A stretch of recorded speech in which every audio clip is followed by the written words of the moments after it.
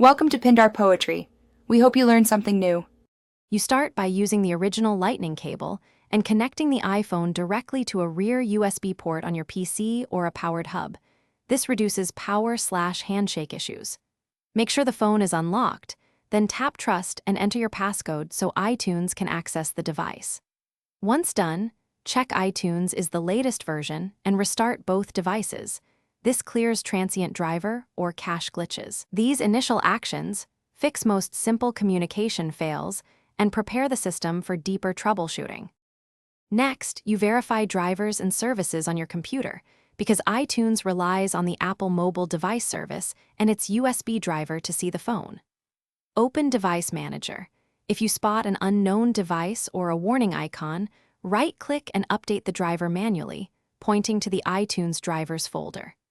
If AMDs is stopped or hung, restart it via services and then reconnect the phone. Doing this addresses corrupted or missing driver components that prevent detection, so iTunes can enumerate the device properly. Finish by isolating hardware versus software causes. Try another USB port, a different cable, or a second computer. If it works elsewhere, the original PC is the issue. Temporarily disable antivirus or firewall that could block Apple processes, then restart iTunes and reconnect. If detection still fails, reset network settings on the iPhone as a last software step. Note that you should back up beforehand. Troubleshooting tip: if nothing helps, boot the computer in clean boot mode to reveal conflicting apps or drivers that prevent connection.